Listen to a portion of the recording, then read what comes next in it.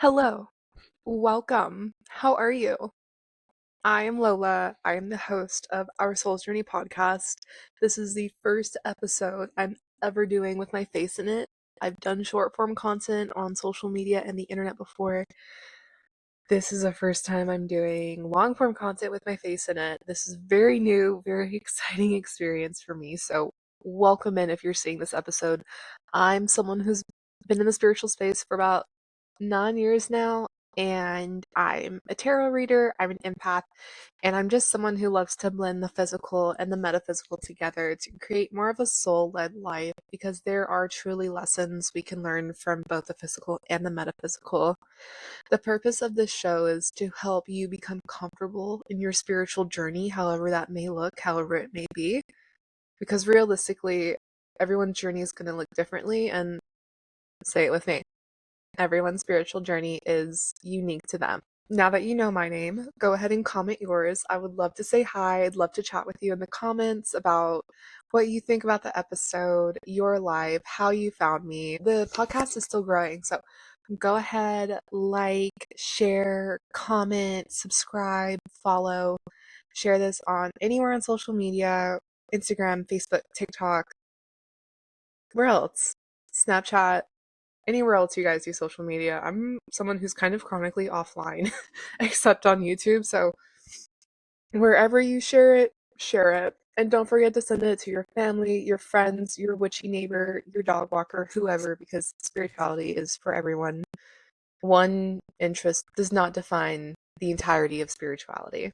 Like I said, I've actually never filmed myself doing a podcast episode before, so I'm very excited. This entire layout, it's going to be a little bit different from what I typically do. If you followed me my last few episodes, they've actually all been audio. There's no video to them. I can upload them as a video, but there's no video to them. I'm very nervous about this. I actually do not like filming myself and putting it on the internet, but I do think there's a lot of value in what I have to say because I have been in this space for so long. I'm sure over time, my nervous little movements will definitely stop. So yeah, this is our Soul's Journey podcast. Today, I actually wanted to go on a deep dive on my history with tarot. I've, like I mentioned, I've been in this space for a long time.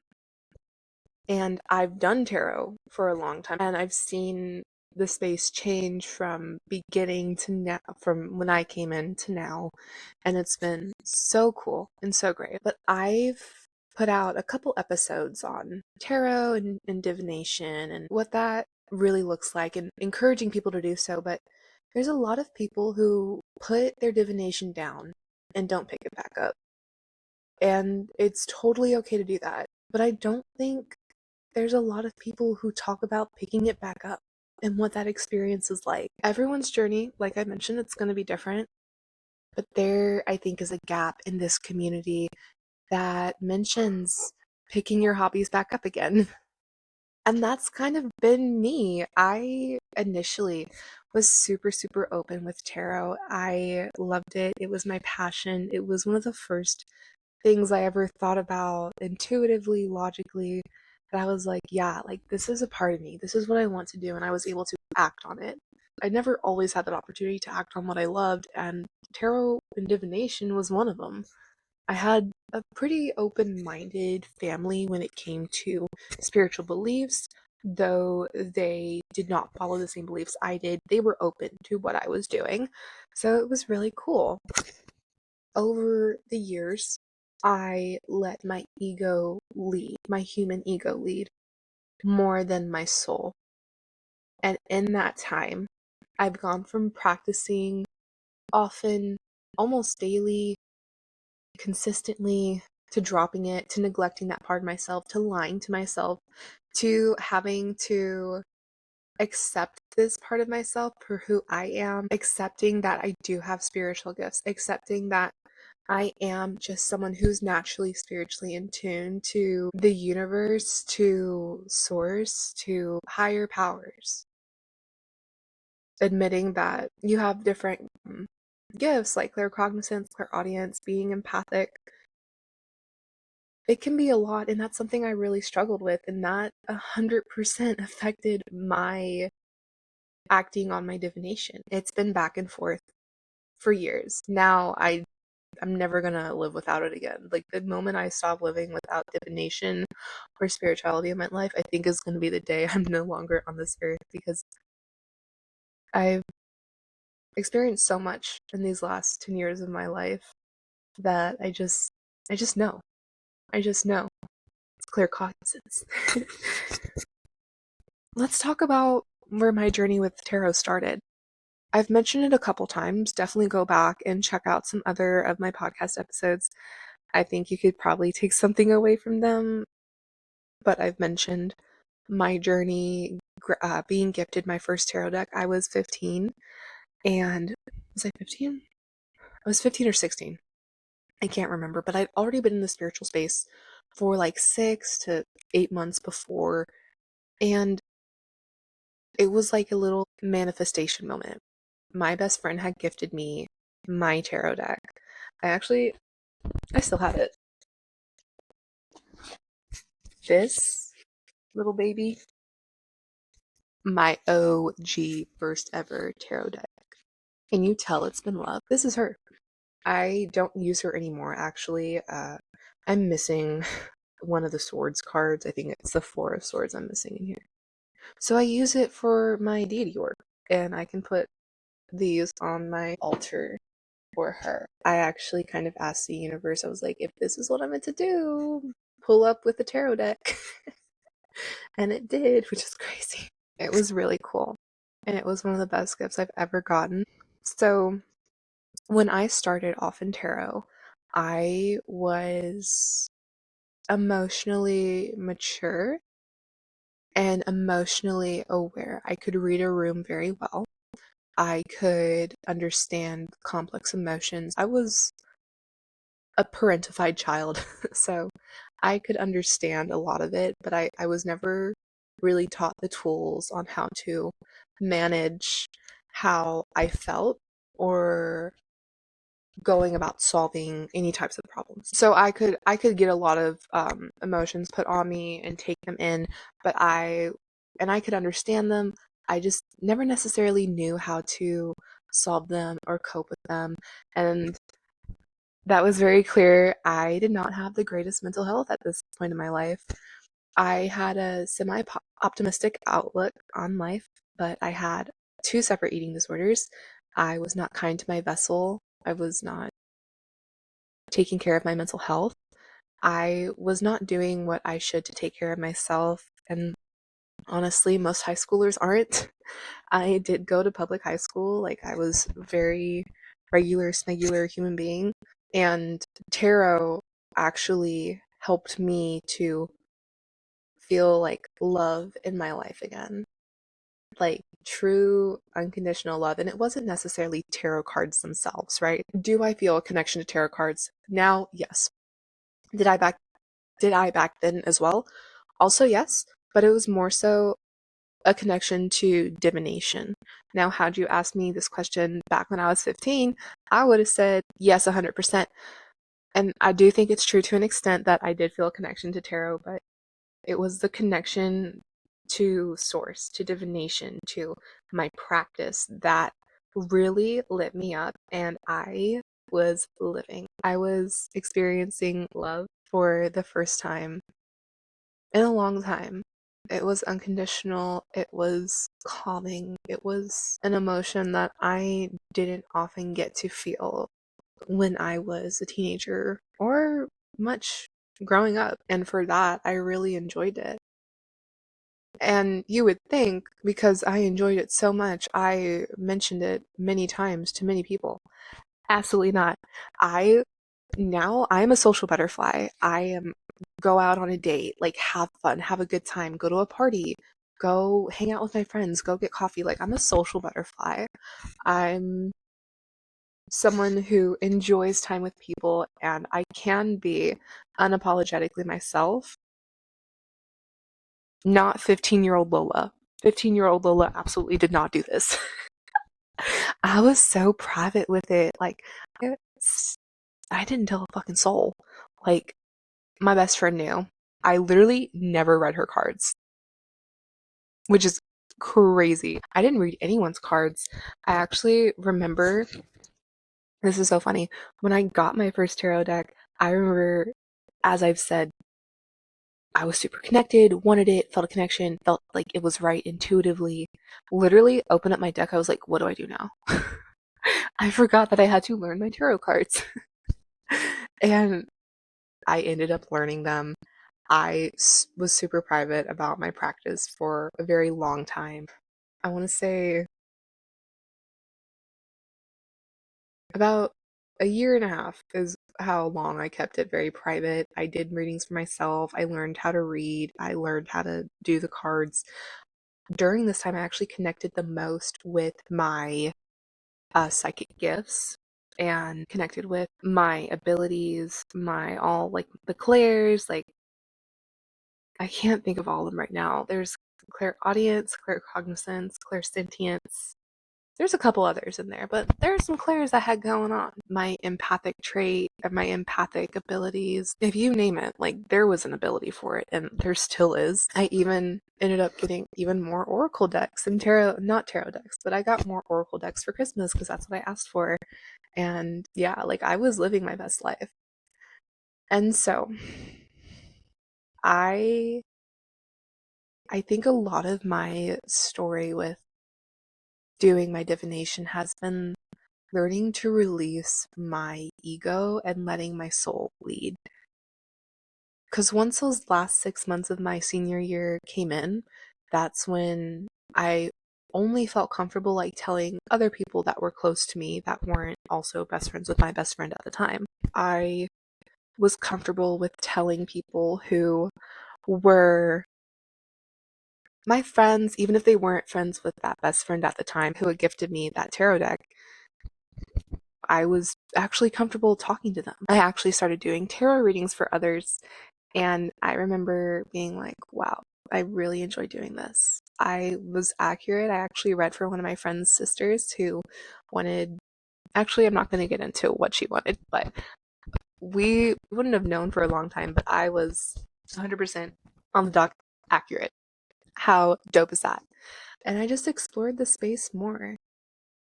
Now, the ego comes in because in the years, over the couple years I had my tarot deck, I'd been told in multiple, but probably it feels like 100 different readings. Two things. One, I'm a healer. I've been told that so many times. I've been told that for a very long time. Very long time. But that's not what we're focusing on today. Today we're focusing on number two, which was you can make your practice a business. And I was like, no, I can't. I had an incredibly limited mindset. I did not grow up in a family that was supportive of ambitious goals. I did not grow up in a family that believed in doing things that were hard. I can very much see the limiting beliefs that have come to life. And when my senior year came around, that's when I kind of knew in my soul, like, this could be a business. And then I let my ego, my limiting beliefs set in, and I was like, it's not. I know nothing about business. I like business. I actually always had a knack for business, especially with marketing and PR. That was always really interesting to me in high school. I ended up developing this mindset the last 6 months of my senior year, which was like, if you're not going to make this business, why bother doing it? And I was very, very hard on myself for it too. And in that time, I kind of slowly stopped reading my own tarot cards and consuming that type of content on the internet.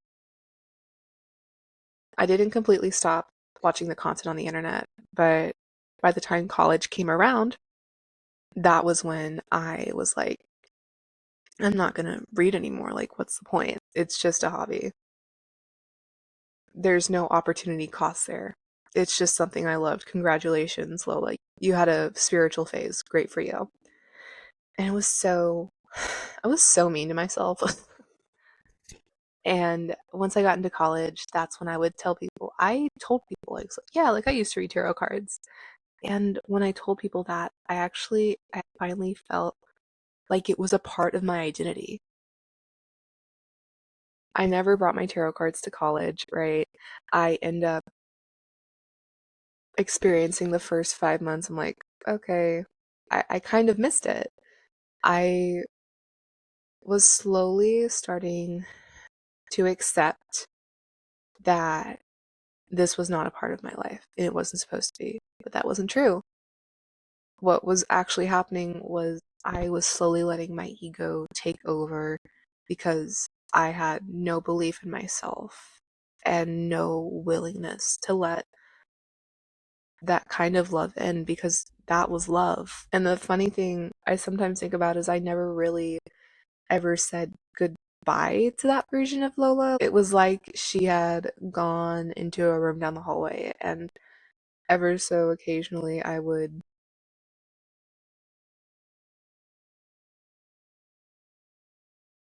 think about her, especially in really hard and tough moments. I would think about that version of myself. I was most connected to source. I was accepting of challenges and messages. Even if they were really hard and I didn't understand them, I was still open, right? My mental health in college, literally the worst time of my life. First of all, I didn't want to go to college. I went for a lot of reasons and still wasn't a good idea. My mental health was horrible. It was semi okay my first semester.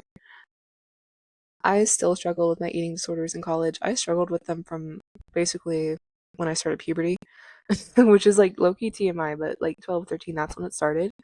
And when I was in college, they just became so much worse.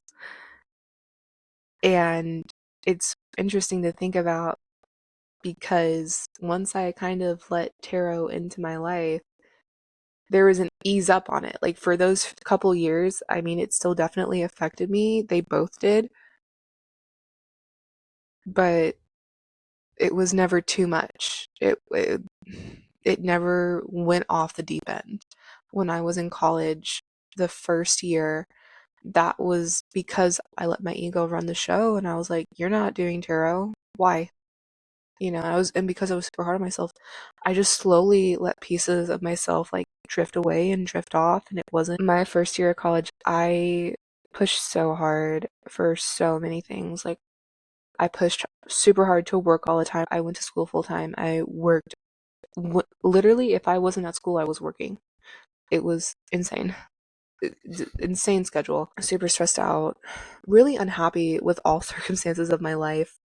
I pretty much had let go of who I was at that point, and she was just kind of a memory by the end of year one of college. And by the end of year one, uh, and by the end of year one, I actually started to just not consume any spiritual content at all. I had gone through quite a few significant events that severely impacted my mental health outside of already having struggles with my EDs and my anxiety, that I just was in such a dark place. It was insane. At the end of my first year, I met my most recent ex-boyfriend. And that kind of held me up just a little bit. But once my third semester of college started, we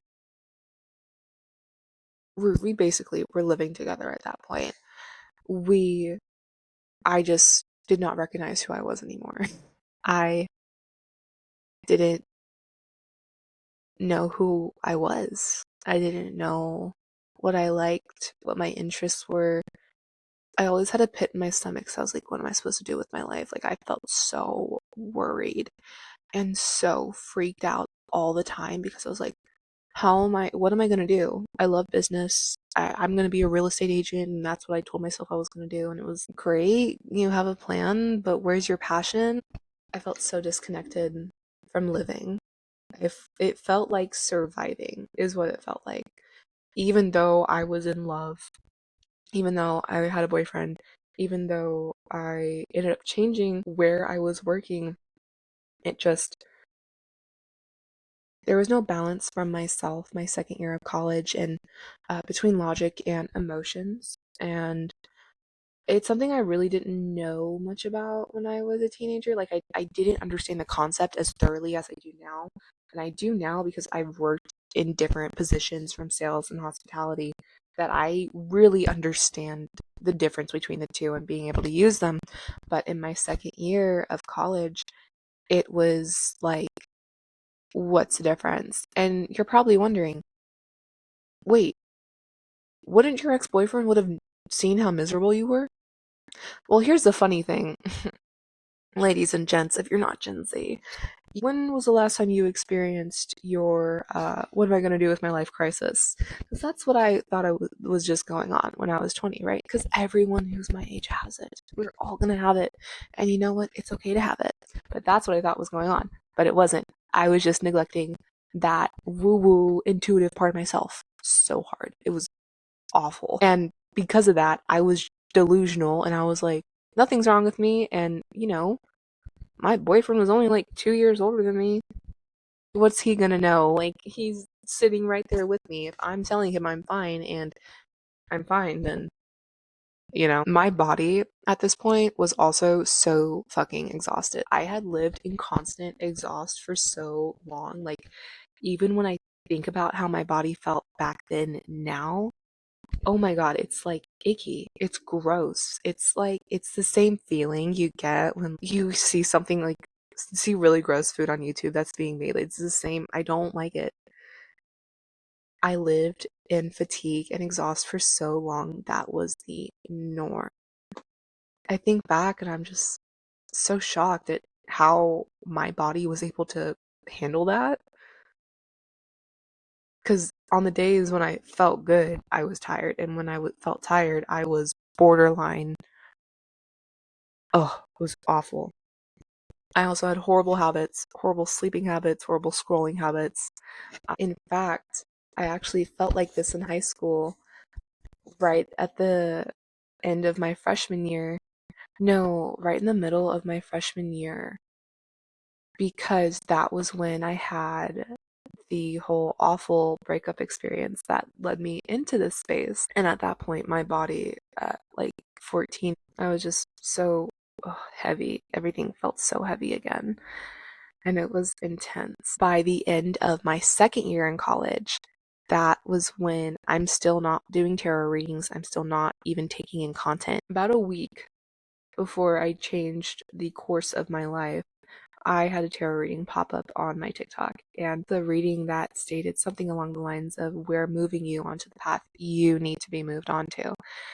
And I remember thinking, yeah, whatever. And then it just sat in my soul. Like, that reading was such a divine gift to me, because I was at a point with my EDs and my anxiety that if I did not change what was going on in my life, I needed to go to some sort of eating disorder facility. Like, that is how awful it was. Like, I was not eating. And if I did eat, it was being thrown back up. It was awful. I just knew in my soul that I had it was so much deeper than my intuition and my soul and my abilities. It's just this deep knowing. It was so different than anything I'd felt. And so I made some big changes. I did shit that scared me, and it was for the best. My gifts and abilities had even gotten to the point where they were like slowly dulling down. I never lost them, but I pushed them away. And after that tarot reading, that's when they kind of came back online in a sense. So after that, I ended up breaking up with my ex-boyfriend because was not in a place I could take on a relationship. It was also like, I butchered that breakup so bad. I've accepted it is what it is. And that's exactly what it was supposed to be. Uh, I moved out of my apartment because I had an apartment. I moved back in with my family. I transferred jobs because I was a server. I ended up being blessed enough to be able to transfer. And I was going to transfer colleges, but my FAFSA had already been submitted and it was too late, I think, or it just wasn't important. So I was like, I'll just do it when I get over here. And wouldn't you know it, I started to very slowly but surely accept the bits and pieces of my old self. I also started to consume divination content. Crazy.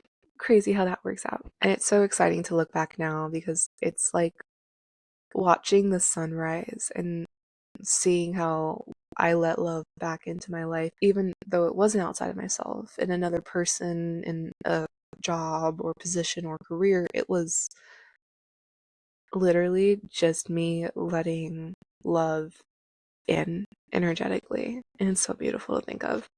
I started to recognize my intuition again, and I really spent a longish time, a few months, really discovering and discerning between my intuition and intrusive thoughts or panicky thoughts or anxious thoughts.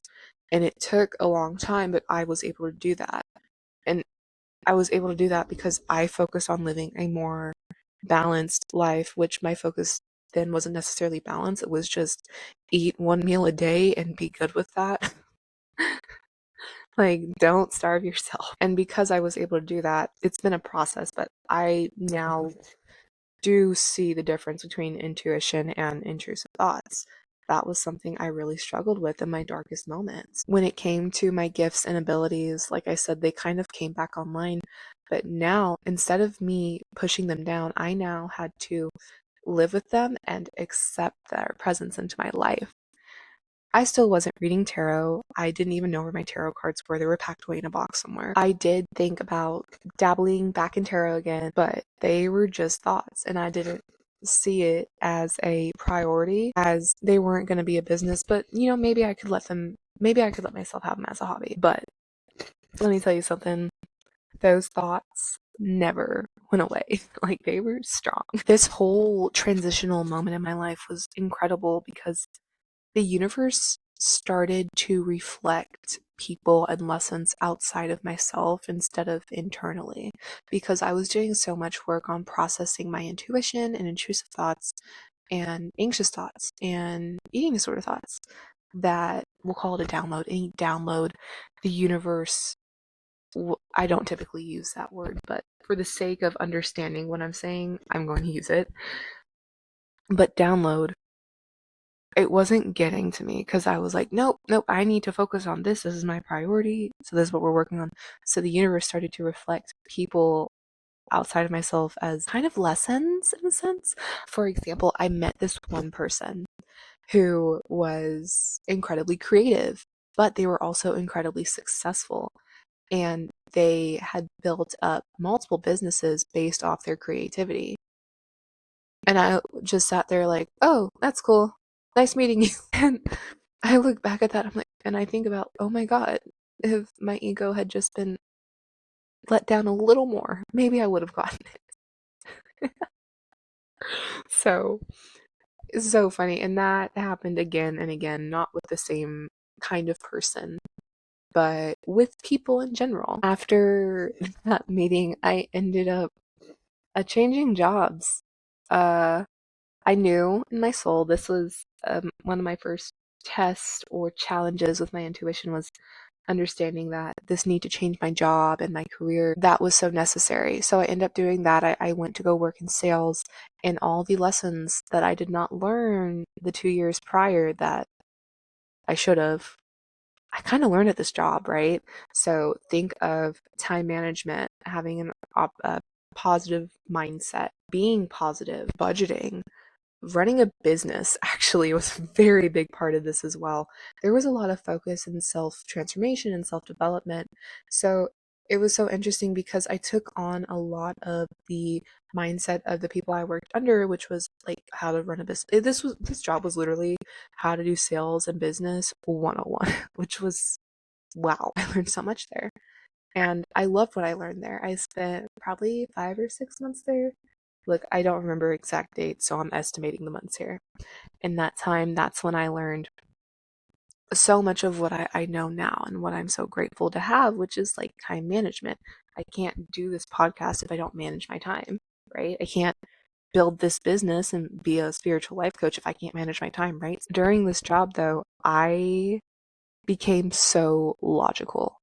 scared me. This was when I learned how to balance being emotional and being logical. I actually was only logical during this job.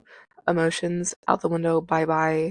What are those? There's just like the funniest fucking meme when you work in sales. It's like this clip that I saw forever ago. It's out of a movie, and it's literally someone digging a grave with a shovel. And the guy goes, "What are you throwing in there?" The meme, the video says, "My emotions going into the grave after working in sales." Or me burying my emotions after working in sales. It's so funny. And that's kind of how it is. I ended up leaving. In that time, I did learn that I could rely on the universe. I learned that lesson there a lot. And after that job, I ended up going back into serving. And that's when I really let myself just have my gifts and be aware of my gifts and love my gifts. And it was interesting to think about because during that job, as much as I learned what I learned, my mental health was okay for the most part. I mean, I was still anxious, but eating disorder, meh, not really there. But my soul was sad. I did not know that in that moment, but that's why I just felt so low. Yes, I was learning what I needed to learn. I do think I learned everything I needed to learn and more, but that wasn't where my soul was meant to be. It just wasn't. When I started serving again, the content, the spiritual woo-woo content, consumed again. The gifts consumed again. Learning to accept myself, big part of after that job. I knew I had finally come to the point where I was like, yes, I want to do a business like this. Like, I love doing this. I just need to find some way to bring business into spirituality. And of course, I knew for years people were doing spiritual woo woo businesses and they were making lots of money and they were helping people and they were doing great things on this planet, which is what I wanted to do. But I had I still had limiting beliefs set in. So I was like, I can't do this. I literally could totally do it. I actually started pulling tarot cards again. You know how long it had been since I picked up tarot cards? A long time. The only reason I picked tarot cards back up again was because I wanted to know about something with like this one guy I had met, and it ended up not working out. I mean, maybe we'll cross paths in a million years in the next lifetime. You never know.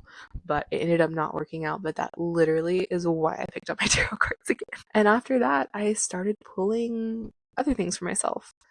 Now, because I did not see an immediate way to connect business and spirituality together, my soul started to get sad. I wasn't depressed, but I was very meh about what I was creating. I got sad, and then I'm like, I just need a full reset. So I moved back in with my family because I ended up moving out a few months after I moved back in. And so I moved back in with my family. I'm like, okay, I need to get my finances in order because I understand how money works now to an extent. I'm like, this is what I'm going to do. I'm going to get everything back in order. And since then, that was like a year and 3 months ago. And I don't even recognize the person I was. That's such like a past version of me. It's been so crazy to think about. Once I moved back in, that was when I started like thinking and talking to the universe. A few months later, I ended up starting DD work as well, and it's been incredible. I started doing shadow work, and that was when I was like, yeah, universe, just show me what I'm supposed to do. Even now, I'm still kind of figuring that out. I love this podcast. I love talking about what I've learned over God, like the closer part of 1 decade. I worked in sale. I did lead generation actually, and I tolerated that in that job. I learned a lot. I learned a lot about myself indirectly from the job. It was interesting.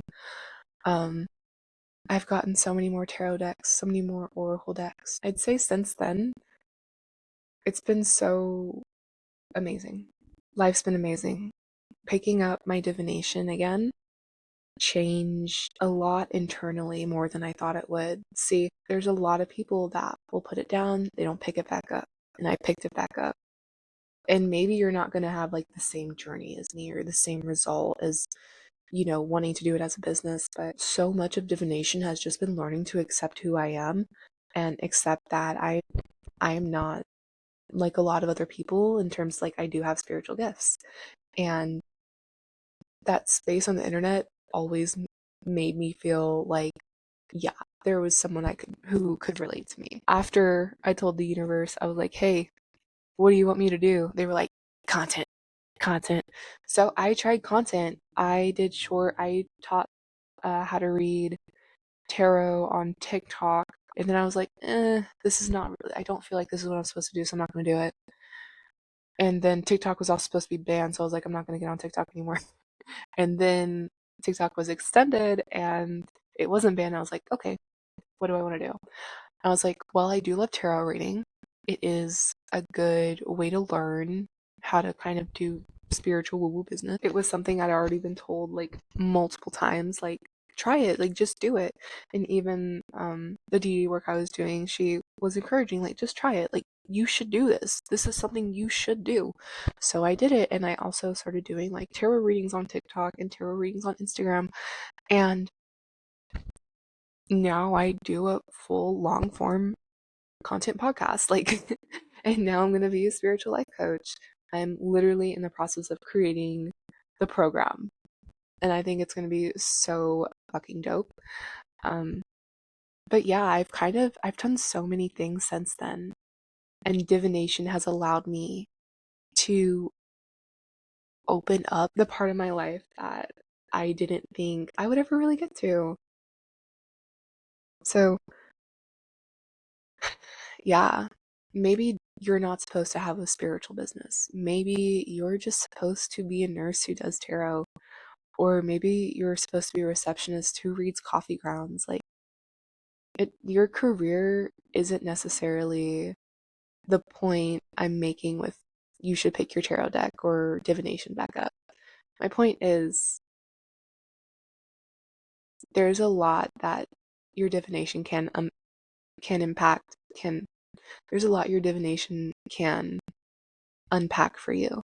And mine just so happened to be a lot with acceptance and my purpose in this life, and it's played a significant role. Maybe yours is to give you guidance. You have a connection to your divination, I know you do. And it's totally okay. Like I said, if you don't pick it back up, you don't have to. But if you're thinking about it, let me be this encouragement towards you. Pick it back up, because my life has only gotten better since I have. I mean, I've had my ups and downs, but like I'm gonna have that without tarot too, so might as well just do tarot. So yeah, this is what I have for you today. Thank you for sticking around. Thank you for watching. Like I said, it's my first episode I'm doing with my face in it, so it's going to be different. It's going to be different this episode. Go ahead, subscribe, follow, like, share, please. This podcast is growing, and I know that so many people could really help to see this message. So send it to your friends, your family, your coworkers, your witchy neighbor, your dog walker, your cat walker. Share it with whoever. You never know. Other than that, you guys have a wonderful day. I will see you next week. Bye.